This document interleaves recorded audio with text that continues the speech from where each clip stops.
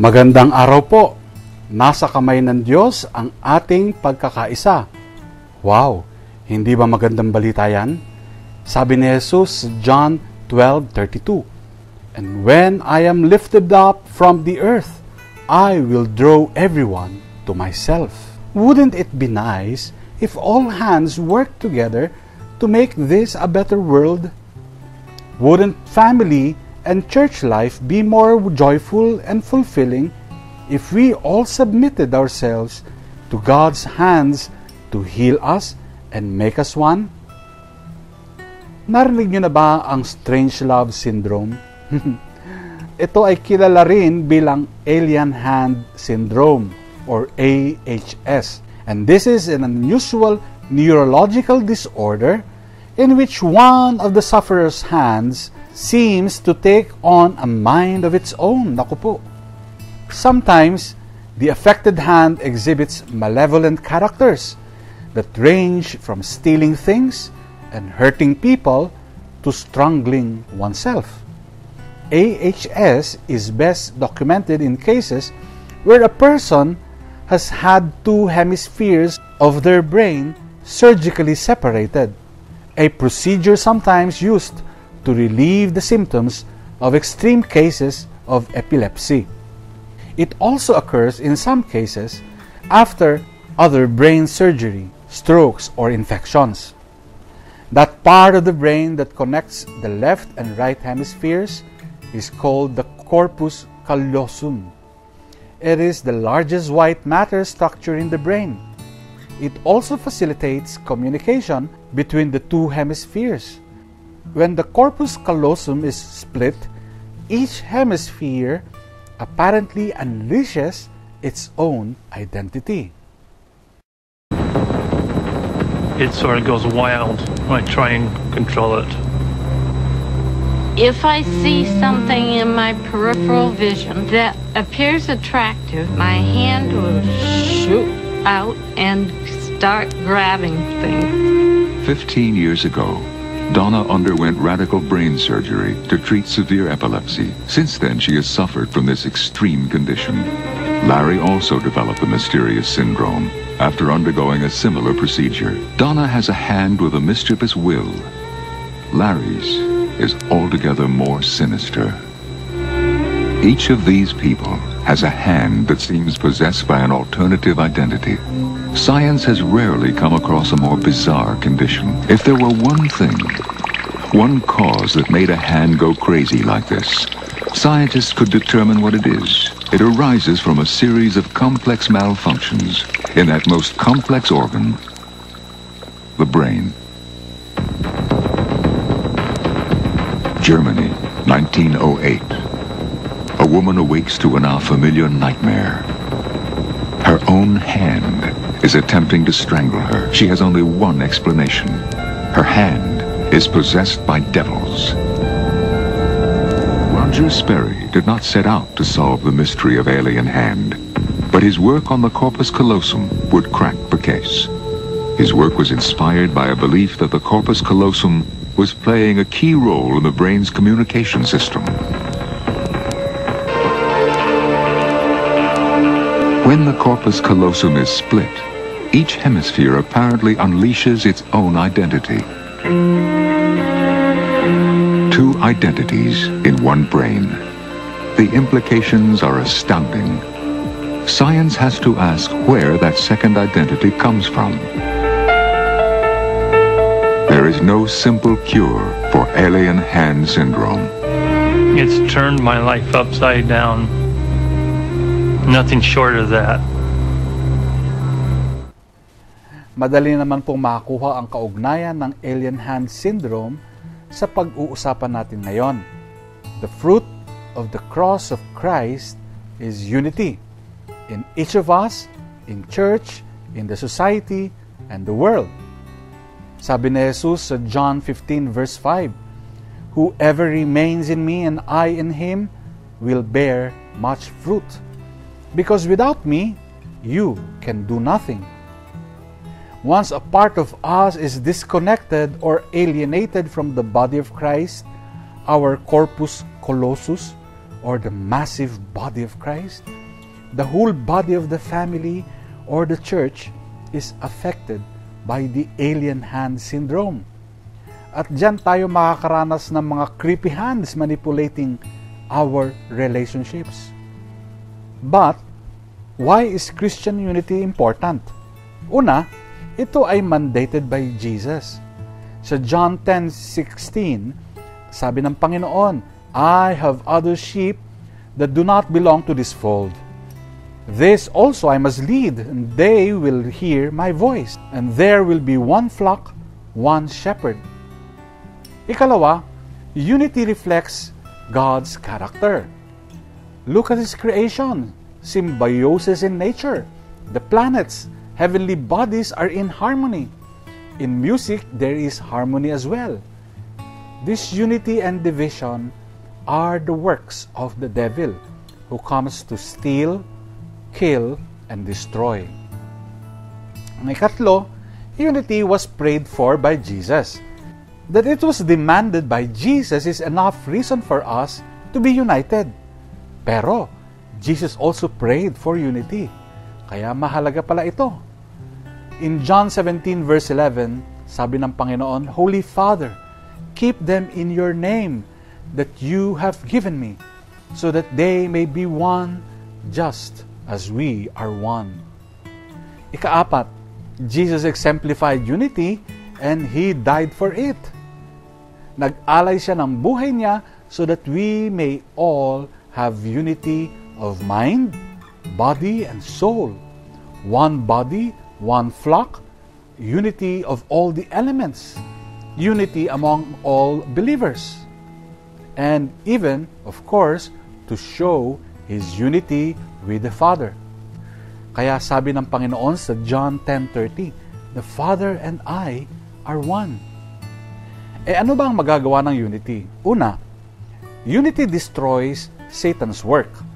Unity is God's energy that destroys the dark energy and dark matter of Satan, the work of Satan.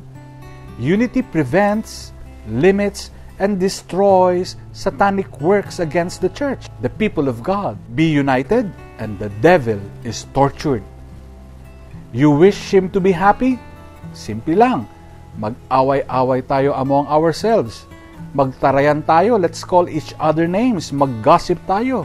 Let us speak against one another in private. Tiyak, magpipista ang demonyo dyan. Remember, when we use our God-given energies and direct these energies through the black hole of sin para ma-convert ito into dark energies, wala na tayong lakas para labanan si Satanas.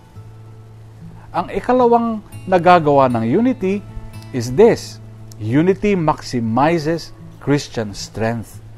Lumalakas ang strength natin because God's energy is inexhaustible.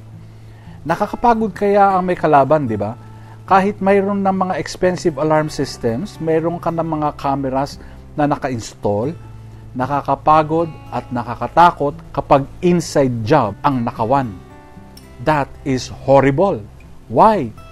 Physically draining na nga, emotionally battered ka pa. But when there is unity, our energies are concentrated on very fruitful endeavors.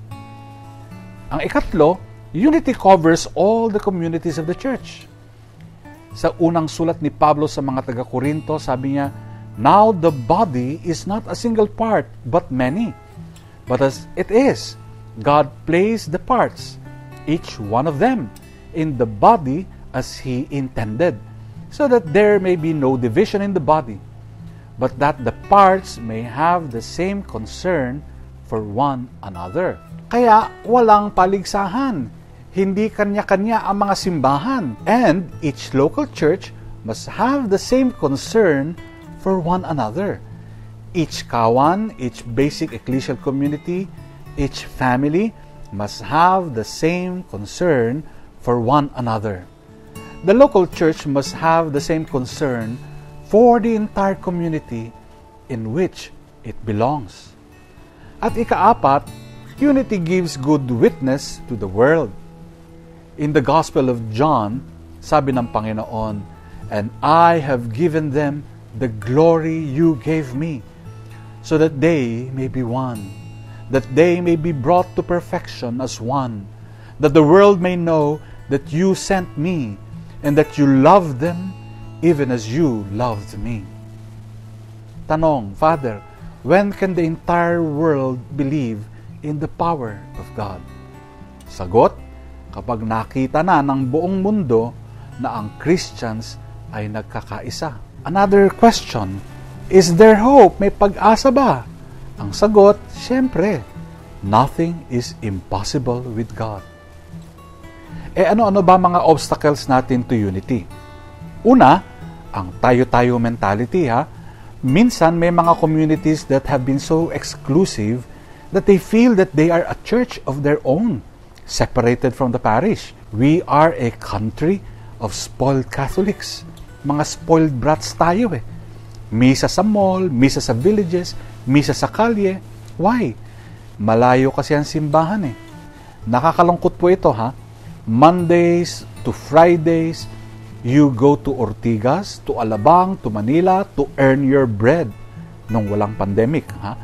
Sundays, pupunta ka lang sa parokya mo for the only bread of life that matters, nalalayuan ka pa. Well, that is a very dangerous black hole. Beware. But don't get me wrong, ha? I believe in the validity of the long-held practice of celebrating masses sa malls, ha? Nagmimisa nga ako dyan sa SM eh. Nagmimisa rin ako sa mga kalye. Pero, tandaan natin, this is strictly only for the sake of those who are unable to come to the parish church para magsimba paglinggo. Sino po yung mga yan? Yung po mga Sunday workers na nasa mall nagtatrabaho, the aged and the PWDs, or the needy na hindi po maka-access ng sasakyan going out of their homes. Alam nyo kasi kung minsan mas mayroong accessibility features ang mga malls kaysa sa mga churches natin, di ba? Merong parking, merong railings, merong CR na merong accessibility para sa mga taong may kapansanan. Kung minsan, mas welcoming pa nga para sa mga nasa laylayan ng ating lipunan ang ilang malls or public places or sa parks, for example. Pope Francis reiterates this call for all parish priests. Bantayan niyo po yan. But for those who can afford to go to the parish church, it is a challenge of values and commitment na sadyain ang inyong parish church. Why settle for a clubhouse, a chapel, or a mall for your mass when it's the same mass as you say? When you can actually afford to drive or to commute to work or to school every day. Despite this long-held practice of private, exclusive masses, I encourage you po to come to your parish church. Dahil sa simbahan ang tunay na hanap buhay natin. Ngayong panahon ng pandemic, please log on to our online masses. Ikalawa, ang prejudices or biases natin. Ito po ang ikalawang obstacle to unity. The labels we give to others, to communities, to congregations, and to certain people, ito yung mga prejudices that we have in our hearts. Halimbawa, yung mga terms na mga manang ng simbahan, mga mayayaman ng simbahan, mga chuchu ng pari, mga yagit ng parokya, mga squatters, mga SAD, no? Yung SAD, ibig sabihin sick, aged, and disabled. Yung mga born against, at iba pa, naku po. Sometimes, ito mga labels na to actually do not help in working for unity of heart and mind in your community. Ang ikatlong obstacle, kasalanan, the black hole of greed. Desire for prominence, power to control other people. Greed, remember, is a powerful energy.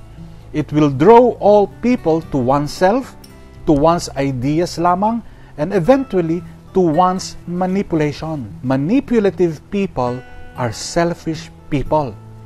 Kaya mag-ingat. Ngayon, ano ba ang solusyon natin? Meron po tayong 4 na steps. Ito po yung cure para sa alien hand syndrome or AHS.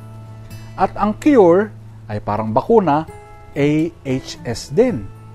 Number 1, attain holiness through the Son. Magpakabanal sa pamamagitan ng paanyaya ng anak ng Diyos. Ikalawa, achieve harmony through sensitivity. Maging sensitive ka to the needs of those around you and those who are far away from you. If you have this kind of sensitivity and compassion, magiging harmonious ang iyong relationship sa mga tao.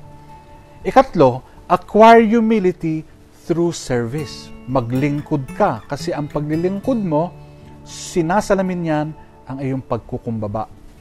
Yung mga taong mayayabang, naglilingkod lang, kunyari, kapag ka may nakatingin. Pero yung mga taong mapagkumbaba, kahit walang nakatingin, naglilingkod. Ika-4, avail healing through the sacraments. Wala pong ibang source ng healing kundi ang Diyos. At pinararating ngayon ng Diyos sa atin ang kanyang paghilom sa pamamagitan ng mga sakramento ng simbahan. Keeping watch of your sacramental life in the family and in the community will keep the harmony alive. Itong 4 na ito, madali pong maintindihan ng mga ito. No further explanations actually are needed para sa 4 na cures na ito. Be active in Sunday worship and please stay connected to the body of Christ. Now, let me leave you with a final reminder.